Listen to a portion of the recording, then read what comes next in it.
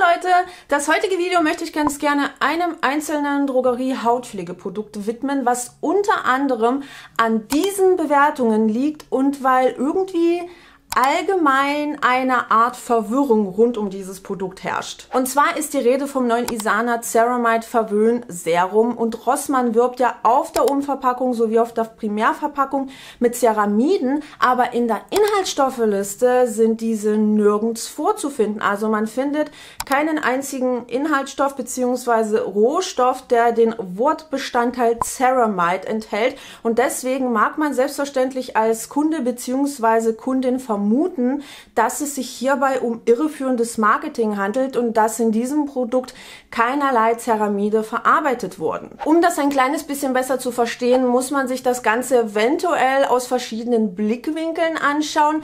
Einmal aus faktischer Sicht, aus Kundensicht und aus Marketing-Sicht. Und wir schauen uns natürlich zunächst einmal die Situation aus faktischer Sicht an. Das heißt, wir müssen zuerst einmal klären, was Ceramide überhaupt sind. Und ich möchte das Ganze jetzt nicht zu detailreich machen, sondern möglichst vereinfacht die Informationen an euch weitergeben, damit ihr das Ganze natürlich auch easy peasy für euch im Alltag anwenden könnt. Ceramide sind hauteigene Lipide, die auch grundsätzlich zu den Sphingolipiden gehören und sie tragen dazu bei, dass natürlich unsere Haut schön geschmeidig bleibt, dass sie nicht zu viel Feuchtigkeit verliert und eben auch vor Umwelteinflüssen geschützt ist. Bisher konnten 18 verschiedene Ceramidklassen in der Haut nachgewiesen werden. Das heißt, es existiert nicht das eine Ceramid. Und um das am Beispiel von Äpfeln zu erklären, es gibt ja nicht den einen Apfel, sondern viele verschiedene Sorten. Es gibt Granny Smith,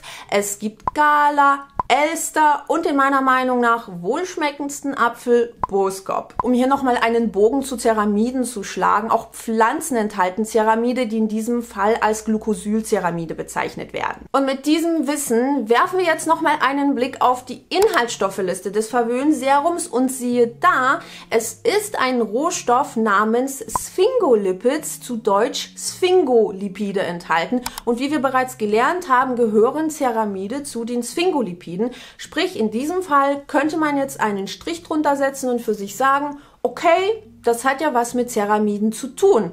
Ich habe natürlich keinen Strich drunter gesetzt und weiter dazu recherchiert, mich weiter dazu informiert und ich habe sogar Rossmann kontaktiert, weil ich wissen wollte, was es mit diesem Rohstoff auf sich hat. Und ich fand es richtig, richtig cool, dass der Rohstoffhersteller sich Zeit genommen hat, darauf zu antworten. Also Rossmann hat mir die Antwort des Rohstoffherstellers weitergeleitet, die ich wahnsinnig spannend und auch wahnsinnig interessant fand, denn dieser Rohstoff namens Sphingolipids bzw. der Inhaltsstoff, der besteht aus einer Ceramidmixtur, welche aus Sojabohnen gewonnen wird. Und da dieses Herstellungsverfahren sich von den gängigen Fermentationsverfahren, um Ceramide herzustellen, also die Ceramide, die uns so bekannt sind und die wir auch immer wieder in Inhaltsstofflisten vorfinden können, gänzlich unterscheidet, hat dieser Rohstoff natürlich auch einen ganz anderen Namen bzw. eine ganz andere INCI-Bezeichnung erhalten.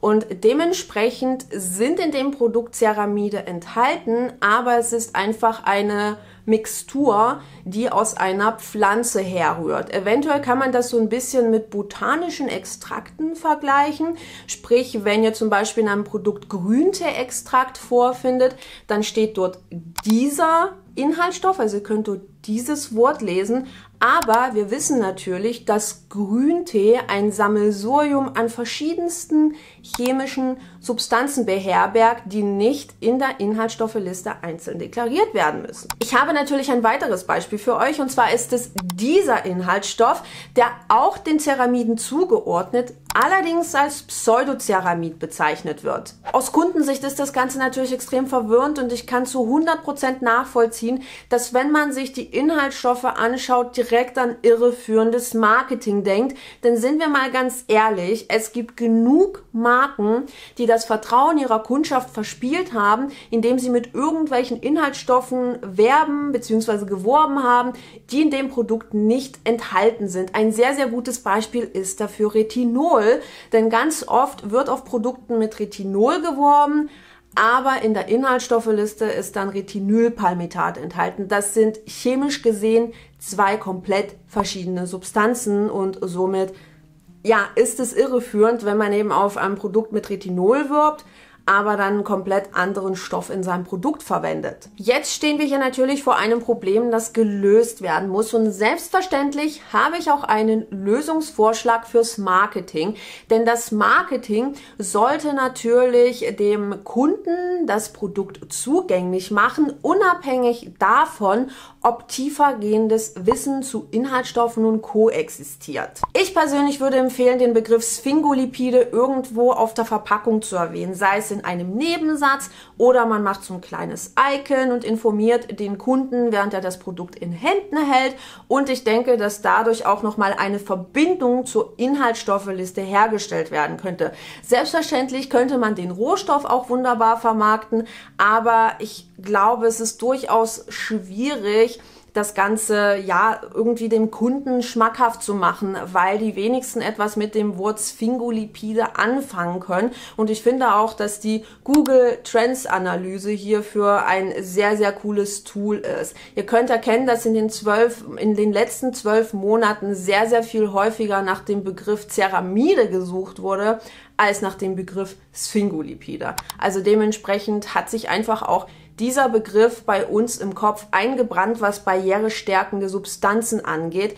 Aber ich glaube, wir müssen auch so ein bisschen weg davon, dass wir ganz, ganz bestimmte Inhaltsstoffe, Bezeichnungen damit verbinden, wie beispielsweise Ceramid NP, Ceramid EOP und so weiter und so fort. Denn das sind nicht die einzigen Inhaltsstoffe, die zu den Ceramiden gehören und auch nicht die einzigen Inhaltsstoffe, die barrierestärkend wirken können. Performance-technisch ist das neue Serum nicht unbedingt mein Ding, weil es einfach ein kleines bisschen klebrig wird, nachdem es angetrocknet ist.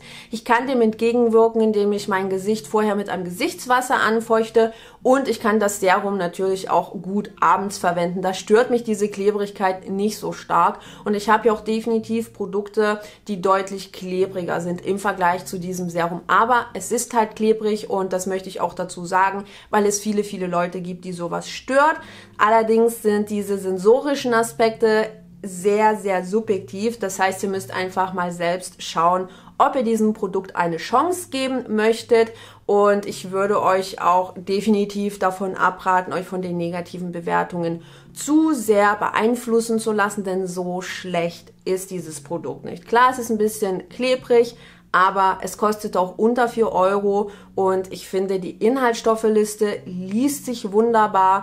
Da ist einiges an feuchtigkeitsbindenden Inhaltsstoffen enthalten, Betain, Natriumhyaluronat, Glycerin, Panthenol ist auch drin. Dann haben wir eben diese barrierestärkenden Substanzen. Also an sich ist dieses Produkt wirklich gut formuliert für Drogerieverhältnisse, und es ist komplett parfümfrei, enthält keinerlei deklarationspflichtigen Duftstoffe und lässt sich auch mit dem Dropper recht gut dosieren. Und ich finde es übrigens erwähnenswert, dass auf dem Produkt mit Hyaluron geworben wird, weil diese Bezeichnung verschiedene Formen einbezieht. Ganz egal, ob das Standard Natriumhyaluronat oder niedrigmolekulare Formen. Ich hoffe sehr, dass ich etwas Licht ins Dunkel bringen konnte, und bin gespannt, wie ihr das Ganze seht. Schreibt mir doch gerne eure Meinung unten in die Kommentare, und wir sehen uns dann beim nächsten Mal.